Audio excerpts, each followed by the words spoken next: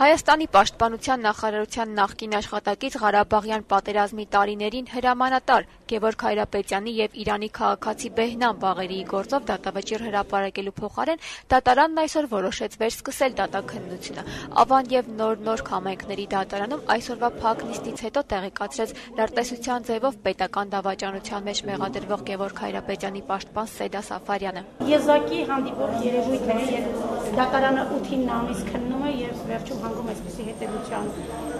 Ես կարծում եմ, որ դատարանը ողջախոհ կլինի եւ հանուն Հայաստանի Հանրապետության վճռակացակի ոչ թե ընդդեմ Հայաստանի Հանրապետության, որտեղ այս գործի սպეციფიკան պայմանավորված է նաեւ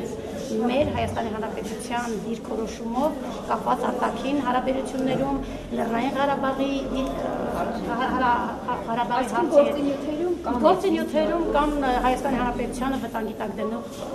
հանգամանքներ։ Ես սկզբանե այն տեսակետն եմ արտահայտել, որ պետական մեղադրանքով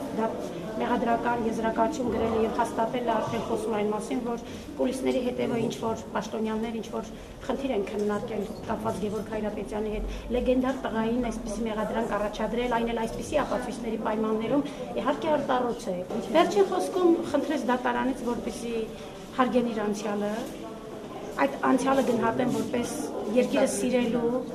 երկիրը սիրելու եւ այս երկրի համար ամեն ինչ արված մարդու տեսանկյունի։ Մեղադրական եզրակացության մեջ նշված է, որ Պահեստազորի փոխգնդապետ Գևորգ Հայրապետյանը հայտնվել է ադրբեջանական հատուկ ծառայությունների տեսադաշտում, հավաքել է գաղտնի նյութեր, որոնք ըստ մեղադրականի որպես հակահայկական քարոզչություն կարող են օգտագործվել Հայաստանի միջազգային հեղինակությունը վարկաբեկելու համար։ Ըստ մեղադրականի Գևորգ Հայրապետյանը այս գործով մյուս ամբաստանյալին Ադրբեջանի օգտին լրտեսության մեջ մեղադրվող Բեհնամ Բաղերիին 2009 թվականի սեպտեմբերին հանձնել է մի տեսասկավառակ, որը սակայն մեղրի անցակետում հայտնաբերվել է վերջինիս պայուսակում։ Թե Գևորգ Հայրապետյանը, թե Բեհնամ Բաղերին մեղադրանքը չեն ընդունում։ Նրանց պաշտպանները պնդում են, թե քրեական գործը շինծու է, փակ դատավարության հիմքեր չկան, քանի որ քրեական գործում պետական գաղտնիք չկա։ Գևորգ Հայրապետյանի մարտական ընկերները նաև կինը պահանջում են հրապարակային դատավարություն անցկացնել։